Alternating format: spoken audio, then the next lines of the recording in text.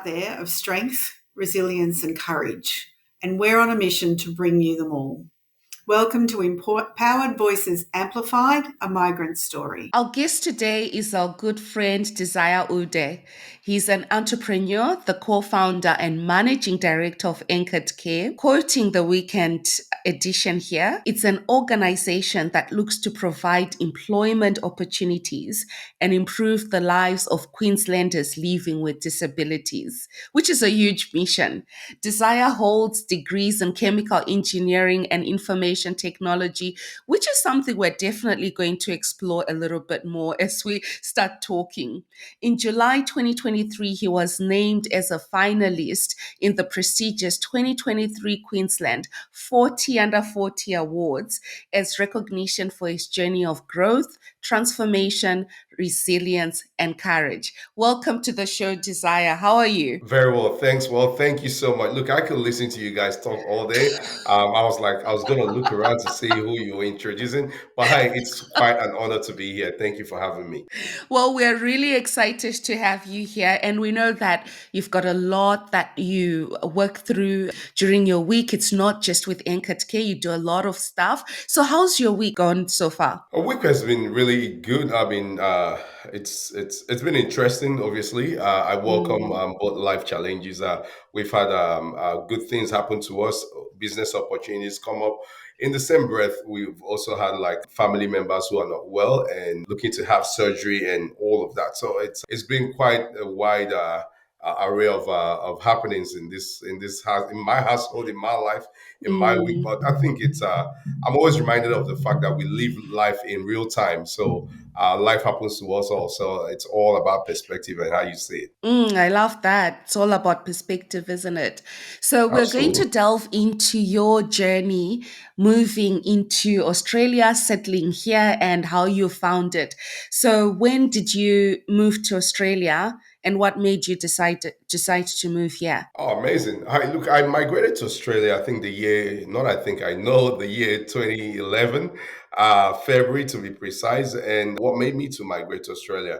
I was at a place in my life where I felt like I was at a dead end in Nigeria. And I wanted to obviously explore and know myself a little bit better. Not, I had a great family. I had great support, family support. However, sometimes you could feel also sheltered by all of that connection and love as well. I'm sure no one intends to just overshadow you and all of that, but I wanted to explore myself and understand my life outside of my current surroundings and family support. So and obviously I was at a dead end where I reckon at the time I didn't see myself moving on with the job I had. And prior to then, I was in a relationship that wasn't working, and a whole lot of things happened in my life where I was like, okay, I think it's time to hack myself into a new life. Maybe I'll go somewhere very far. And I use the word hack because I always, at that time, I was thinking of being an ethical hacker. So I was like, oh, how about you hack yourself into a better life? And yeah, so I thought, just, go somewhere very far. And I thought, oh, what's the farthest place? Australia sounds very promising. I was like, okay, let's see, let's give it a go, and that's how I came to Australia. And yeah, Wow, did you do any research before you moved here?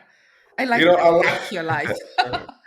I look. I must tell you, as I've grown and evolved, I have relied more on research than how I feel. I'm someone that is very Mm, spontaneous, and most times, I think it got me in trouble a lot as a teenager.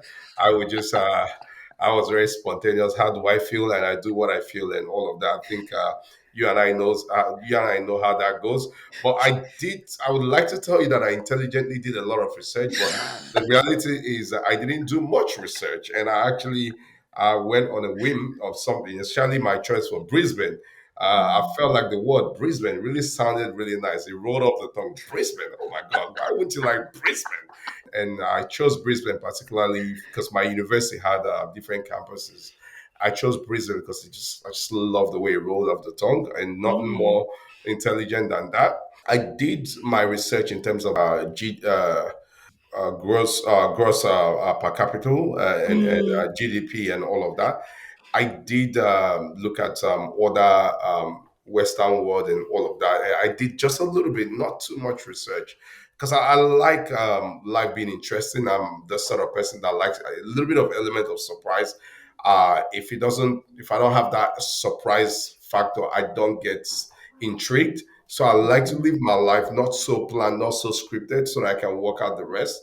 Otherwise, if I have everything worked out, I become bored easily. So I don't know. I think I begin to understand how maybe I've grown up into having a bit of ADHD as well. Mhm. But yeah, look, I did very minimal research. I just thought about. I did my maths, all the Western world I wanted to go to. It was between the US, Canada, UK, and Australia. And I did actually apply for two of them, Canada and Australia. And for some reason, Australia worked out faster than Canada. And I was like, here we go, Australia it is. So that's how I came here. I love what you said there about Brisbane was easy to roll off the tongue. So I think that's a Absolutely. lesson to anyone trying to name anything. Choose something that's easy to roll off the tongue. Absolutely. Marketing 101, you Yes, know? marketing 101. And did you have any expectations before moving here? That is a great question. It's I'm trying to think back now into that. I knew it was a developed nation. I thought it would have been culturally fast paced. I was a bit shocked when I came here to find out it was the opposite. People were so laid back. In fact, that really was the biggest shock of my life. People were just like, I can't be bothered, sort of. In fact, I saw that in even people's use of slangs and Stevo and everything was abbreviated. I felt like I was learning English all over again, and it took me time to work out that was the way of life here, and that's one of the biggest shock I think. I had that rude awakening in uni, first day in uni. Yeah. Mm. What That was sort of it leads. like? Oh, I Yeah. was going to say it leads on to the question I was going to ask about Mhm. specific customs or traditions or values that quite different that you found difficult to get used to that compared with your home country. That is a great question. Specific customs. Look, first of all, it was where I come from, Nigeria. I originally come from Nigeria. Nigeria is really fast paced, where hustle and bustle and all of that, and it was really, really different. Was different. Look, the people and there's a few things I just don't know how much I can share, but I will. This is a I safe will space. It's no, okay. no, no. I just remember a few things that I did when I came in. For instance, I was part of a local church, and I guess one of the things that made me laugh was I laughed at myself, and I do laugh at myself because I evolve a lot, I learn a lot, and I laugh at my mistakes. I came here as a student, and I wasn't obviously I was a student. I didn't have much money, and I was part of a local church and all of that. And I asked them that I wanted to volunteer, and afterwards, people would be like, "Hey, let's go to after party and all of that." And I was like, oh yeah, sure, sure, sure, let's go. Now, mind you, from my culture, if you're calling someone for a party, you're paying. You're inviting them to a party, right? And Yes. and I'm like, okay, yeah, let's go, let's go. And I'm trying to minimize my money because I look at it, when I punch it in the calculator, the exchange rate, the equivalent in Australia, I'm like, oh, would I eat this in Nigeria? No, definitely. So I'm just eating like one meal a day just to conserve the fund I have, you know. And here I am. People will invite me to after parties, and I'll go. I'm like, hey, and at the end of the day, they're like, oh yeah, it's time to pay, and everyone individually pays. And I was like, hang on, what's going on here? And I would pay for myself. I'm like, okay, maybe that's a mistake. And the second time it will happen again. And I tell you what, it wasn't so long. I said to myself, Desire, you gotta stop going to after party, whatever party, whatever, even if they bring in Michael Jackson. The answer is no. Okay, you're not going anywhere. And I just say to myself, I don't care who comes here and asks me for this after party. I am not going anywhere because I wouldn't even eat in those places to start with. And Mm-hmm. good old days, some places like $30, $40, and all of that, and that would be like a week's worth of money for me, and I'll just squander it in one meal, and it was very unforgiving to myself. So things like that was really funny to me. Now I look back, and yeah, look, it was different.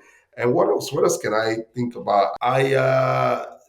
One thing as well I noticed about this place was people have valued their space, personal space a lot. It's a thing of, people are really highly independent and all of that, as opposed to where I come from. We're very communal. For Mm, instance, I can come into your house and like, hey, look, come on, how you doing? yes. We eat, and I'll pretty much crash your schedule, and to give you a different context. For instance, what qualifies a good beach here in Australia is when, a quiet beach, lovely, the sun is shining, few people and all of that. But where I come from, Lagos, Nigeria, man, it has to be pop, there has to be music, people partying and all of that. That's what qualifies. You can, like, when you go to one beach and you see like maybe 10, 20 people, you're like, nah, this is dead. This is not a good beach. So it's just those different values and different sort of our culture and customs and different thoughts, and we are very people oriented, very like, no man, we don't live alone. We do things as a Mm, tribe, as a community. So I guess that's another big one for me. That's fascinating. yeah. Particularly Yeah. the beach one was really interesting. But Emma and I have previously had a conversation about who invites pays in Yes. different cultures, and it's a really intriguing thing to explore, because Mhm. they're fundamental ways of doing things that you don't discuss. No one explains that to you. It's an Yeah. unwritten Yes. law, an unwritten rule, and you can go in with the best of intentions, and then you know suddenly get a reputation for, oh, don't go out with him, he doesn't pay. It's like, well, Yeah. I So, pay when I invite, so yeah, and that I guess it leads on to the next question about stereotypes. Mm. And have you encountered any particular stereotypes about your own culture or background in Australia, yeah. do you think? Look, I always struggle when people ask me that question, because Mm. naturally I'm a very upbeat, positive person. So I think tendencies are, I just tend to overlook things a lot. But when I Okay. really ask myself that question, really focus on what's happened, and I'm beginning to learn this a lot through, things like meditation and therapy and other things that I do. I It makes me just realize, oh, that happened, but my natural self is not to really look at it. Actually, the way my brain works is I look at those things as an opportunity to either inform, educate people, and all of that, and move on. I move on easily from adversities and Mm. all of that, because I've been through a lot of adversities in my life that I think that's not my happy place, but I'm now learning to maybe process them a little bit better. So, in order to answer your question, there's some obviously there's people are funny, and I don't take it. It is different because I've encountered people, individuals. It's not. It's a hard one because I need to be careful how I say this, because individuals, it doesn't make a community, right? Yeah. Mm, So sometimes you that's can true. have that misconception of representing the community by someone, one bad egg or something. But I've had Mm. interesting conversation. In fact, a couple of years ago, I was if you Google my name, you probably see this. I appeared on Korea Mail. I was fighting Yes. against racism. I was fighting against racism and all of that. And one of the stereotypes that I did fight, and I do this and I move on. I don't even remember it. One of the things that happened in this particular incident was I used to live in the city, Brisbane City then, and I just had a surgery. My friends came out to actually see me and all of that, and they wanted to go clubbing. They wanted to go to the nightclubs, and I wasn't dressed. I couldn't dance because I had surgery. I wasn't dressed properly for club, and I came in my house because I was living in the city. I'm not going to mention the club's name. In fact, it's when Probably Sullivan. not there anymore. Yeah, it actually got shut down because of this incident. Um, Wow. and I went to the city, and I was just seeing them off, and I was gonna catch the cab to go back, and we're just taking a walk because I've been cooped up in a room for a long time, and I see a bunch of Africans outside, and I'm like, whoa, what is going on? Why are you guys outside in front of the club? They're like, oh, this club is not allowing Africans, I was like, what do you Wow. mean? This is what do you mean? Like, this is I think it must have been 2015 or whatever. I can't even remember what year it was. I was like, what do you mean this century? And I've come from I'm a student union activist kind of, I've got a lot of activism in myself, in my blood. This is my, I'm like, no, You're this like, is not let's how. go. I'm like, hang on, Bring it like, are on. you kidding me? Are you kidding me? They're like, yeah, yeah, no, that's what's happening. So I Mm, hold up my friends. I was like, hey, we're gonna go to that club now. Come on. They're like, oh, Zach, calm down. I was like, no, man, this is not supposed to happen. We're going right now. We went in, we went to the bouncers and they said, hey man, you can't, you're not welcome here and all of that. And for me, I was looking at the excuse. They gave me excuse, you're not dressed properly for a club. I was like, yeah, well done. Okay. Yeah, that's all right. Then I was just looking at them. Just like a minute after that, I saw someone dressed exactly the way I was dressed because he had mhm, a very different skin tone. And they allowed him. And I went on to the bouncer. I was like, hang on, what's mm, going on here? Like, you gotta give me an excuse. You told me I wasn't dressed, but that guy literally walking in there just mm, dressed like me, and you let him go. It was like, man, just go. You're creating a nuisance and all of that. I was gentle about this. And meanwhile, the Africans I saw there said, look, they had some Africans fight, and they're not allowing any Africans. And I was like, man, this doesn't make sense. And I was just trying to explain to the gentleman, you're discriminating against people because of their skin tone. This is not on. And then I've always had this thought of legacy in my head. I wasn't even a father then. I was like, no, this is not the country I came to give birth to. This is not the country I know Australia is. I've had great prior to then. I've never had any incident. I've had opportunities. Like, people pretty much love my energy. They give me opportunities, and I'm like, man, this doesn't represent the country I know, and I want to call home. And I'm like, nah, this is. And I was always saying, and my friends always like, why you talk like a granddad? I was like, this is not the kids. This is not the country that I want my kids to grow up. I was like, dude, you can't do this. Anyway, the guy kept on shoving me like, I'm gonna call the cops on you. I was like, what did mm. I do? I did not do anything. I'm talking to you. We're having a conversation. And this guy, and he called his manager. And I was trying to speak to the manager. I was like, excuse me, man. And it was a lady. I was like, excuse me, man. This is what's up. Before I could even finish, she's like, I'm calling the cops on you. I thought it was a joke. She brings out the phone. She rings the police. I was like, wow, this is about to turn to something else. I'm like, okay, two can play that game. I bring out my phone. So I call the police. Okay, she was calling the police on me. I was calling the police on her. So the gentleman I spoke to on the phone, like, hey, I would advise you to leave that place. And he said it's not a criminal offense. There are better ways to deal with this. You can report them to, I think it was Department of Fair Trading and all of that. He gave me some pointers, and just take yourself out of there. And as I was saying, as I was on the phone, the fight broke out between two Caucasians. They were fighting.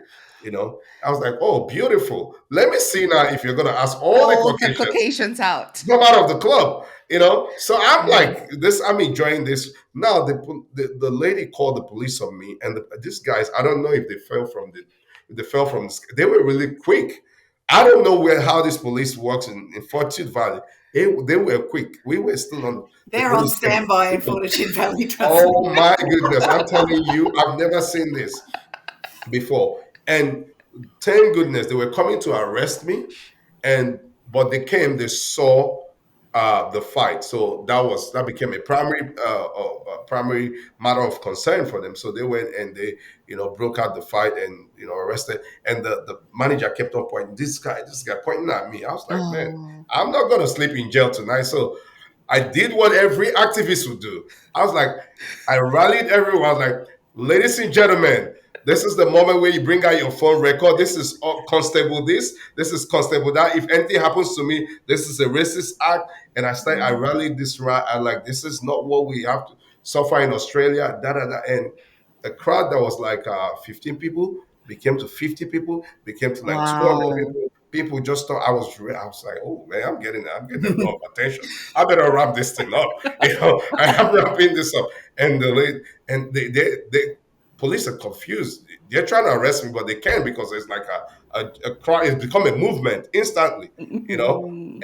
and what happened there? I was a bit scared for my life, and but I had to. I never backed down from a fight. What happened after that? Yeah, after that, and I started getting a lot of. I'm a lawyer. I'm a my. Just someone Mm. just say, hey, I know. I work for Korean News. I work for Channel 9. And it just became this crazy thing. And the next thing I knew, I went to sleep. And next night I woke up in the morning, I got an email from Channel 9, tonight, today, all these programs and different people. Wow. It was just crazy. And I just said yes to Korea Mail, and they came and did an article on that. And they tried to, in fact, the hotel tried to contact me. I was like, I'm not talking to you guys. You guys talk to Mm, whoever. And at the end of Mm. the day, I think they shut down the hotel based on that. They tried to offer me some more. Sorry, they shut down the nightclub. They tried to mm, offer me some compensation. I was not there for compensation. I was there for justice. But yeah, look, Mm. I've seen things like that, and obviously, I really don't dwell on that because it's a side it's something that one individual or an organization did. It doesn't represent the greater majority. But mm. also, I've also, one thing I must say is this: as a migrant, as a person of color, Yeah.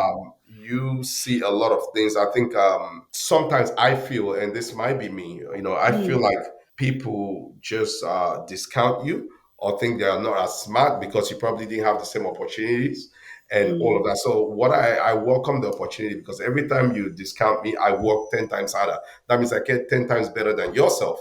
And for me, it's an invitation for personal improvement and personal development. And part of my self discovery and journey has always been to literally work harder.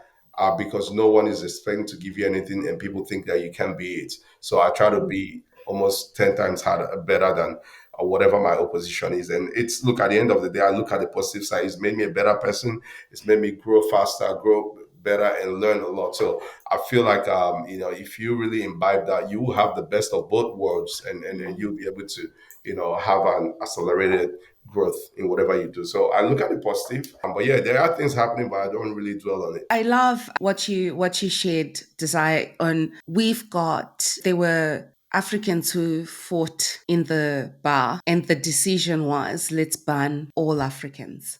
Mm. But I love how you've put it that, there are people that do things that are probably miseducated or just don't have the exposure and they will make decisions, but those decisions are not a representation of the whole race, Absolutely. you And they know? And impact Absolutely. everyone. Mm. yeah, and I love that. And I Absolutely. wish I wish those were the lenses which people would then look at other races, that just because you've had an experience with someone from a particular race, that does not signify that everyone within that race is like that. Absolutely, I and look, really love it that. goes. I think it's a thing of it goes. There's a lot of things I look at in that way, Mm, and even I hate the fact, and this is a personal. This might take this podcast freely. I will probably veer off, but in life as human beings, right? It's. I always think about margins, and this is the way my brain works. mm, I'm 100%. I know 100% that not everyone thinks this way, but so this is my thought process, entirely mine, and I don't ask anyone to adopt it. But this is what happens, right? As human beings, we have our good days. Most times we're doing good. We're 90% okay. We've done all of these great things, growing companies, doing things, being a good mm, husband, being a good mm. whatever we do. And people just one day, out of maybe pressure or whatever, have a moment of moment of how I say, moment of Madness? weakness or mistake. They make one mistake, you know Mm, and we discount the 99% of their life. mm, I always yeah. think about this. I'm like, why does the 1% Mm, becomes greater than the 99%, right? mm, We lack the ability to have grace mm, and lack the ability to even reflect and just get sold to the 1%. I'm always careful, and it's such not a fair way to actually judge people. I look at mm, people, authorities, and all of that have failed, right? Or people, they say, oh, that person failed, so people hold on to it. So the concept of unforgiveness is high. mm, So now this is what I feel personally is making a lot of people, it's causing the rise of mental health illness because expectation is just so high for yes. you now to become a human being, right? Mm, So you're just so rigid. Like I think about, like, there are some mistakes that you and I would have made, but mm, the difference why we're still standing here doing this podcast and not being cancelled and losing our credibility is that no one put a camera on those mistakes or put, mm, so there are things that I always think about. And same thing, one person does something and they generalize it to a particular race, tribe, and all of that. But sorry, Yes. I just digress a little bit. But I always wonder, like, Mm. why do we human beings think this? So I think I've trained my mind to be a little bit evolved, or, Mm. in that perspective. Even with my leadership, with the people I work with, I'm like, okay, this is out of character for this person. It doesn't mean that this is the majority of his behavior is not like this. So I give people second chances and all of that. It's when it becomes a pattern, and you're seeing that supersede the majority of their goodness, then you can make a call. But yeah, look, Mm. human beings are interesting. I'm a student of life. I study life a lot. I Very much love so. that. It's the whole Sandra and I have spoken a lot about cancel culture. You make one mistake, you're out. You know, cancel them. And it's, like you're saying, that's not dealing with grace. We are human beings.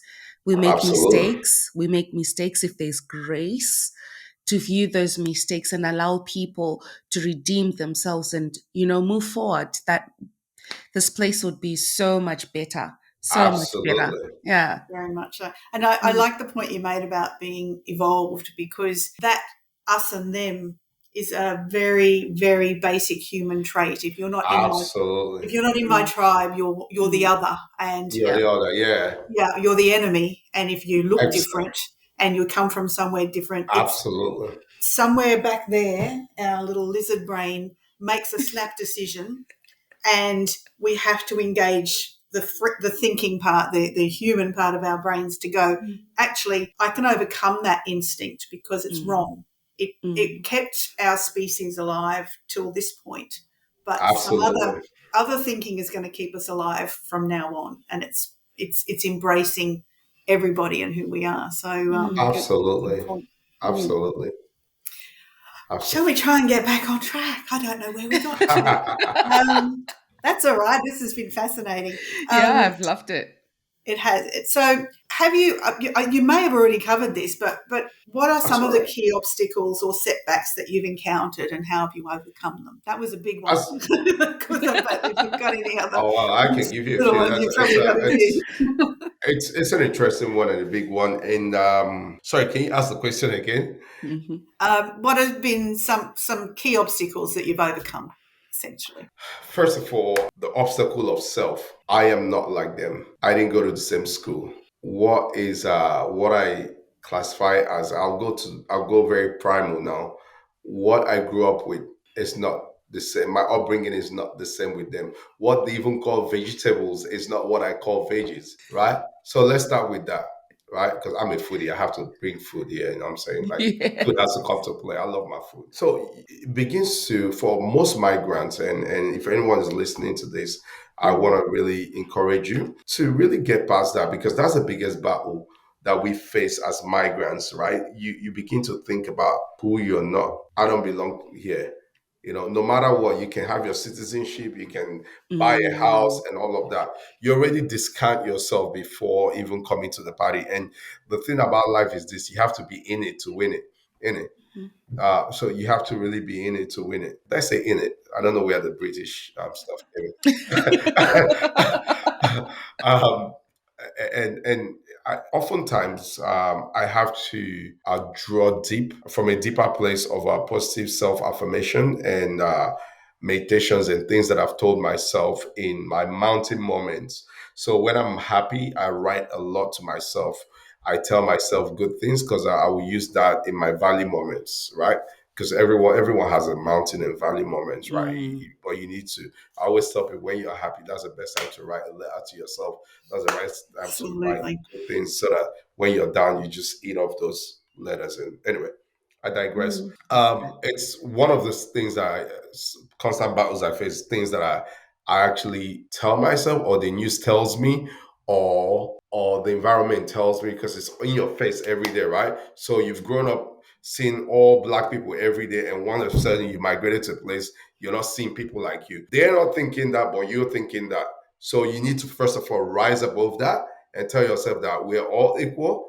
They love me, I love them. This is my new home. I had to actually tell myself that Australia is my home. I had to recite that a lot of times. I have to say I am Australian. I have to just get Then secondly, obviously, traumas. This is part of my trauma. I have to live with it every day. Trauma is a big deal. And trauma is influenced by your environment and things that you've been through and all of that. Incidents and accidents that's happened to you mentally and physically and all of that. And it's most times it has to do with environment. So the environment I grew up in and things that I thought, all of that. It's one big obstacle. What else? What other obstacles? I think that those for me is the biggest obstacle. What we tell ourselves, and I think as a man thinks, so is he. So I Mm, had to imbibe on a journey of saying, okay, I have to really, really filter my thought process, and like, why am I thinking this way? Why? Where's the insecurity coming from? mm, Who has said these things to you? And sometimes people say that as well. And sometimes things that you see, nobody tells you, you perceive it that way. For instance, you look at the Parliament House, right? You're not seeing mm, any person of color. You're like, oh, I don't really belong here. yeah. There's no representation of myself here. Mm, So you're beginning to, you need to go past that and say, I think that the definition of self is overrated, right? The definition of color is overrated. If color didn't come to play, we'll all be okay, right? I don't know who made color a big deal. So it takes an evolved mind. Sorry, you hear me use words like evolved mind, right? Because you need mm, to really, really work on your mind. yeah. I go to gym in my mind every day. I'm working out. I'm on a treadmill in my mind every day, right? And I'm telling myself, no, it doesn't matter. I speak differently. Yes, I didn't. The general kitchen talk of, hey man, how you go? How's the Bobby? How's the AFL this way? We only play football in Nigeria. All of that. Cricket, I don't even understand cricket. I've been trying to understand cricket for I love 12 years. cricket. I don't know this thing. The Ashes and all of that, they go, things like that you don't really know. And you're trying to, as a migrant, you're trying to be a part of the, I've tried a lot. There are things I still would never love. I'm sorry, with all due respect to all the cricket people, I just don't understand that game. Okay, I just watch it. I think the commentary is more interesting than the game. They just go, "Hey, Ashes a wicket." I'm waiting to see the action, and I don't see. So I digressed again, but I'm just gonna come back to this thing. Yeah. So things like that, you don't know cricket, you don't know AFL, you don't know rugby and all of that, and you begin to take yourself, because when people come to work, that's what they talk about, right? So when you're not talking about it, you're like, oh, I really don't belong here. But it's Mm, also important for you not just to settle there, go beyond that and say, I have something to bring to the table. exactly. I learned the concept of storytelling. I used to Mm, work when I was a student. I was working in the factory. I knew they would talk about AFL, talk about all that. I'm like, yes, snap, yeah, I need to learn a little bit about that. But I bring them to my world. I'm like, hey, this is a day in the life of Design Africa.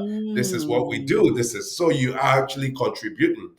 So I think I would say to every migrant, look for opportunities to be a contributor and not just a consumer. It will help you through these times of self-doubt. Everyone has something to give. Look for that stuff that you have to give. There's something unique about yourself. So just go there and sell it, bring it, give it out. It will help you when you're actually in that place of self-doubt and talking yourself out of it. Sorry, I think it's just a long-winded answer to No, a it's a, it's simple a, it's a question. beautiful answer, yeah, and it's true. It's be seen, and be proud about Absolutely. being seen. That's what I got from that. Yeah. And you know, You said it. You're a wordsmith, Sandra. You said it better than myself. Look at that. that's fine. Yeah, I absolutely love the idea of the challenge. I was not expecting that answer, Desire. Like, I was not expecting that answer. But the moment you said it, it just clicked in my head that it's about self, isn't it? It's self, it's identity. And as you've rightfully said, what stops you from bringing people into your world and the things that you do? There's this thing that we think we have to mold and blend in. But we're surrounded by people who are hungry to learn about the way we do things, the way, and Absolutely. Mm. and it's just, I love how you've put it, that shift in mindset. We need to have like a whole empowerment episode, shouldn't we? You've got these nuggets dropping, and I You've got love it. it. Thank you. You're welcome. Yeah. So, Desire, what motivates you to keep pushing forward? You faced so much adversity since moving here, coming here as a student. That incident in 2013, I did look that up and I saw it and I just chuckled to myself because I could imagine what would have happened that evening. But out of all these things that have happened, and I know a little bit about your career as well and how you've come to, to co-found to be co-founder of Anchored Care. How have you kept pushing through all those adversities? Like, why do you keep pushing? Why don't you just give up and do That's something amazing. a little bit I easy? love, I love that. Look, my life, I've never, I think, if you notice I think people take me seriously than I take myself. And I'll tell you why. Mm, I've never taken myself seriously, but I take what I do seriously. My life has always been about people, community, and all of that, human service. I've never done anything out of self, right? mm, I'll just put that there. yeah. So generally, I find that surrounding yourself with something that is bigger than yourself keeps me going and reinvigorates my energy, and the cost of not doing, right? And I'll explain that. So in every journey of my life, I've always been led by this stuff. What is the opportunity cost? What is the opportunity Mm, cost? Or what is the cost of ignorance? Only mm, God can answer that. mm, What is the cost of not doing or not being? Only mm, God can answer that. Now, I say that to say this: in every stride that I've taken, in every step that I've made, I always look back like, wow, where would I have been if I didn't do this? And also the good things, the opportunities, the people's life that it affected because I did it. Now, because we started Anchored Care, people are paying their mortgage. They have mm, steady employment. People like me who been discriminated against or who have just ordinary everyday people can have a place they call home. So in my head, I'm thinking, why not? Right? If I didn't create Anchored, if I didn't find Anchored Care, they wouldn't be here. They mm, won't have job. Perhaps they will have somewhere else. They'll be managing. But I'm like, okay, with all the adversities, all the crazy things I've been through in my life, let's create a business that people can feel at home. The industry is already serious. They know I'm not a serious individual, but we do take things we do. So I want it to be relaxed so that they can give their best. And the people like myself, they can be there. Now, there's a lot of things I think about, like, why not? Why not? I don't want to, and I always tell myself, like, when things come to me, I have a certain time I want to retire, right? When I mm, retire, I just go into philanthropy. That's all what I want to do. But while I am here, I always live by this thought that say, for every Magnus, for every Sandra, mm, there's a 90-year-old person inside of you. mm. So I'm 39 this year. I want the 80-year-old to thank the 39-year-old me for taking those opportunities. Wow. Love So I that. always think about that. I always think about, like, what will I be? What will my great grandkids say about me? I always think Mm, about legacy. We have one time, one life, 124 hours. What are mm, we doing with that? Are we investing it? Are we just being selfish about it? And nothing wrong with Netflix and just watching it and doing it. But when you overdo it, like, obviously I'm a big evangelist about well-being and all of that, whatever mm, floats your boat. But when you overdo those things, but sometimes I think some of the issues that we face in life is when people actually become selfish. You took yourself too seriously, then you over invest in, oh, I want to chill, I want to do this. You don't think about others. Think about it. The first people that came here, life would have been terrible if they were just enjoying camping and they would not build bridges and houses that mm, can accommodate us, right? So they thought mm, about others, and those things will keep you alive. Research has it that a lot of people actually die faster after they retire from work. mm, So you mm, never retire. So for me, it's all these mhm, things that keeps me going. Like my mind, I want it to be active. And but the biggest thing, sorry, I'll go back to this, is the people that are missing out because of your indecision to actually act and do something mm, that you're called to do. Because I said yes to challenging myself and migrating here and looking for a better life. As a result, I've got my kid sister here, I've got my mom here right now, I've got my brother right here, and mm, I've got my wife and all of that. But it's could that be, and they're all enjoying life and all of that. So it's one of those that I think about. So whenever everything happens, like, what is it? Where's my brain playing a trick on me? Why am I being lazy? Where am I not being grateful? Because I'm not saying this from a place of pride. I am so grateful for the opportunities this beautiful country I get to call home has presented Mm, me. So I don't want to be, yeah. I want to be a steward of that opportunity. I'm stewarding that opportunity. So I am investing it and getting return on investment. I keep on investing and getting return on investment. Mm, So for every hour, every minute, are you investing it so that you can get return on investment? At the end of the day, we're gonna, I want to be in my, you know, I want to be with my great grandkids and playing and like, yeah, I did it when I had the energy. We are in our prime. This is our prime. What are you yeah. doing in your prime? There's a time that we can, our muscles, our joints will be weak. We'll be in willy walkers that we can't do what we can't even do these things. I might have a tube in my nose. I can't maybe speak this way. So what am I doing with this time right now? So yeah, that's it. Sorry, I always have this long answers. Oh, no, Love that it. that was beautiful stewardship. I really got on stewardship and the importance of, building for the next generation. It's just not about us. It's not Yes, about us. And, the people that came before us had us in absolutely. mind. And that's why we get to enjoy what we enjoy today. Desire, thank you so much for taking time to hang out with Sandra and I. It has been truly an honor. And there's so many nuggets that you dropped casually into the conversations, but such empowering notes. And on that note, our empowered note today is sponsored by Anchored Care, a company elevating the standard of disability care by offering not only core support and mental health services, but also helping its participants experience profound personal growth and fulfillment. Empowerment is not just for the few, but for every soul who dares to dream, aspire, and believe in the boundless power within themselves. It's a force that transcends limitations, empowers communities, and creates a ripple effect of positive change in the world. Stay empowered this week. Your friends from Empowered Voices Amplified. Thank you. Thank Thank you. you, Desire. Thank you guys. It's a privilege and honor to be here. I do really, I do not take things like this for granted. You could have anyone here, and you guys have chosen my humble self. So I'm really appreciative of that opportunity, and keep Mm. doing what you're doing. And let's all together make a difference in this world. It's amazing work you guys are doing. So I celebrate you guys. Thanks, Desire. I told Sandra she was going to love you. I was like, oh, Thanks. you're going to love him. I Thank do. you. Well done. Thank you. It's been a delight. Yeah.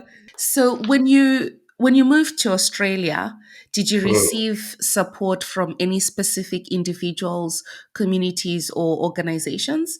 Yes, and I'm not sure how to answer that question in different ways, but I'll answer to the best of my ability. Yes, I did from obviously my parents, the bank of Mm, mom and dad.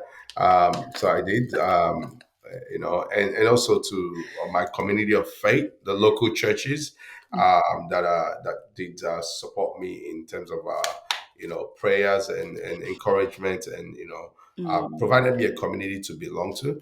That was huge, and those are and to my immediate family, siblings, and all of that, praying and encouraging me every day. For me, that was the biggest support that I did receive coming to Australia. Yeah. You've got a degree, and I know Sandra, you want to carry that on because Yeah. that actually wasn't my question. Yes. Well, But she will carry. I'll carry it on. You've got a degree in Yes, chemical you carry. engineering and IT Mhm. support. Yes. So, how did that come about?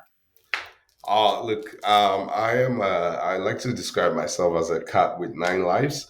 In Nigeria, I studied chemical engineering, and one thing that led me to studying engineering was obviously I was dedicated to just run away from poverty. And at that time, just like every young person, for me, it was like, what can I do to get the biggest money? And in Nigerian context, the biggest way to make money was in the oil and gas. And I thought, oh man, what Mm, do people study to get into oil and gas? Chemical engineering. Not that I was the greatest engineer, not that I was the greatest in maths, but I was like, okay, that's what I got to do to mm, get there. I got to do it. It doesn't matter the cost. And I wish I counted the cost. You can see that I also don't count so much cost. I just delve into it and I swim and I learned to drown or swim. Then that's how I studied chemical engineering. But I quickly worked out that, you know, my personality is not the best for engineering. I love Mm. people more than I love maths and science and all of that. Well, though I did sciences in high school, and I did a little bit of science, a little bit of arts, and I did a lot of acting and all of that. But yeah, I grew up under good parents that said, "What you start, you must finish." So I did push through, and obviously IT was just in when I finished engineering, I didn't get a job in engineering. I noticed that I could talk, I could sell anything to anybody, and I just love markets and I love, the act of selling. And the first job I could get after uni was working in an IT firm. I was selling IT networking equipment and gears and all of that, switches and routers and your Cat 3 and Cat 6 or whatever we have these days. Mm. I did that for a bit and I just say, hey, wouldn't it be great to get more theoretical knowledge on this? And I kid you not, I applied for a master's in IT because I didn't want to go back to uni to do a bachelor's. And I just did it as or whatever, I'll just try this. And Mm. literally, I applied today. The next day, I got admission, conditional offer of admission. And I was like, oh, here are the signs. I was going to look so far. The sign I was looking for is here. And obviously, that's how I came to Australia. When you came to Australia, how would you describe the work culture compared with Nigeria? Were there any Mm. differences? Yeah, look, I tell you what, Australia is a place that will work out all the dollar they pay you, you know. So, you know, it's really, really different. At least back home, you have a little bit of time to chit chat. But yeah, I noticed that everyone was, and which is a good thing, and it's one of the reasons why it's a very progressive nation. What you're there for, you do it and you go home. Australia is really good in that sense that it helped change my mentality about work. If you're there, you do what you have to do within that time and you Mm. become productive. I think there's a difference with my work life growing up. I was being busy, not so productive. But when I came here, I was very effective and productive because it was just ingrained in the work culture. So that would be the top difference for me. So if you're thinking about, all the experience you've been in Australia for a very long time. Yeah, 12 And years. that's a very long time. If you think about your journey, everything you've gone through to the point where you started your own company and Mm. you're doing really well, you've employed over 200 people. Not a lot of people can say that you've employed over 200 people. I want to explore a little bit more about your entrepreneurial journey, how you started and how you are where you are now, and the advice you'd give to anyone who's thinking of starting their own business. That's amazing. Look, my path to entrepreneurship has not been linear. I Mm. would say there was a lot of mistakes and a lot of trauma, hardship, and adversaries. So I'm not sure if I would advise anyone, but what I can learn from that, and I'll tell you a little bit about my story. I'll keep it short. Yeah. I used to work as a consultant, and I woke up one morning. I was in my peak performance. I thought I was doing Mm. well. They called me in for a meeting. I thought I was going for a promotion, and Mm. I went there, and they said you have to finish up in 2 weeks. And that really, in fact, I dressed for a promotion. I dressed Oh. well to take some selfies and all of that. And boy, that Oh. really ruined my life. And no, it didn't ruin my life. It actually, Mm. I take that back. It actually informed the man that I am today. I had to dig deep once again Mm. to myself to push myself to who I am today. And the one thing I would say to everyone is this, right? There's whenever you feel like life is gotten too difficult and you stop or something has stopped you, don't actually it's not a definitive moment or it's not a final moment, right? Because it's life, you take life in snapshots. I am desire, I've been evolving. Every day you evolve, Mm. every day whether you like it, you age, you evolve. But one thing our brain knows how to do sometimes is play tricks on us and say, this is who you are. So you're not defined by your failures or your mistake or your wealth even or who you are. You're actually defined by your substance, your values. So for me, I think what I'll tell you is this: go beyond the trick that your brain plays on you. Your mind, our mind's always trying to play trick on, and push yourself. You can't do this. If you're thinking of starting a business, just do it. Just do it Mm, and make mistake, fail and fail forward. Mm. If anchored care failed, I would have been happy, right? I would have been happy. mm, I'd be like, at least I learned something that I'm not good at, you know. mm, So did chemical engineer. I wasn't the best engineer. I got opportunity. I worked as a process engineer. I learned something about design. I'm not the best engineer. I worked in IT. I learned the best. I learned that, oh, there's part of ITs that I like, but I'm not the best, Or you learn something so that you don't go through that part. And the truth is this, right?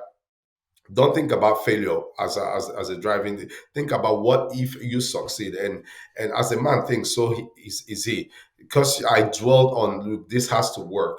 I didn't have any other plan. I had one. People have plan A, plan B. I had just one plan. This is my only. I put all my eggs in one basket. mm. It's funny they say don't put all your eggs in one basket. I actually put all my eggs in one basket. So when you're all in, it has to work. Yeah. It has to work. So get all in with your vision, get all in with your commitment, get all in with yourself, and make it work.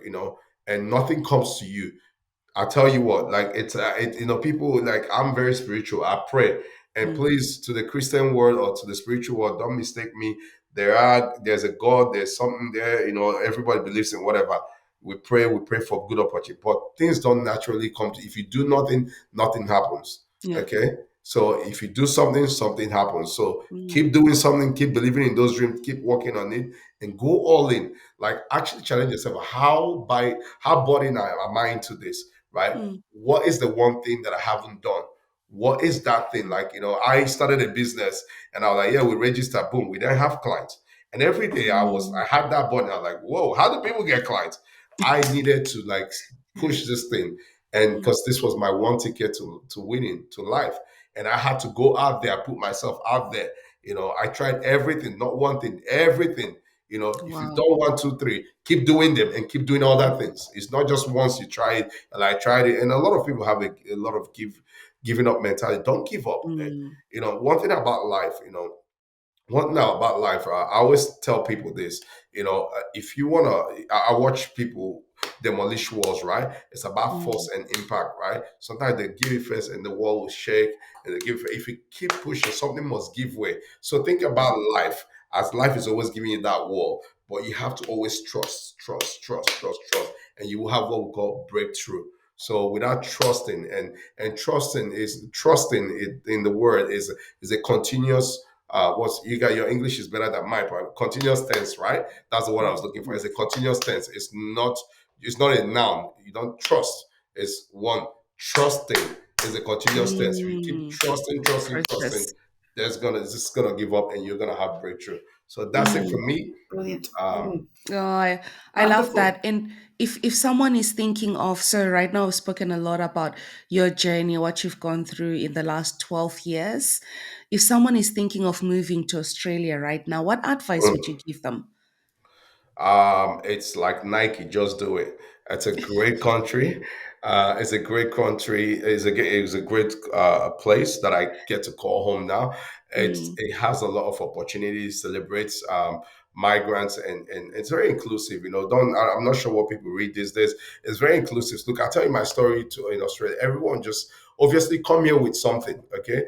Don't come here with a defeated mindset. Come here with yeah. something.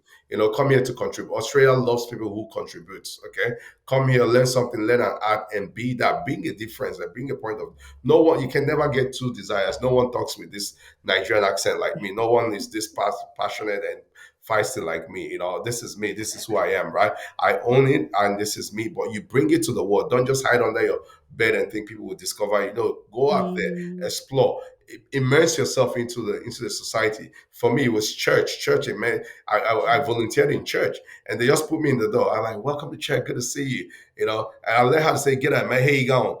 Things like that. You know, things like that. You have to be it volunteer in the library, whatever you do, be a part of the society. Be a mm, part of. You can't swim against tides. Be part of the tides. Find ways to integrate. In Australia is a lovely place. In fact, you will see that you go further because you're a bit different as opposed to what you think. You're a bit different. You mm, bring that exquisite, sort of vibe and value. So look, that's my. You should just do it anyway. mm. I love it. I love that Thank you're all in. Yeah. And that's the thing. Yes. Thank you, Desire. I know you've had a long day and you took time to meet with us and have a conversation. Thank you so much for the great chat. And I really appreciate your time. Really You're appreciate it. welcome. Thank you. You're Yeah, it's welcome. been wonderful. Mm. Yeah. I thank you guys for having me once again, and I hope you have a lovely night. It's been a long day for me, and you guys enjoy.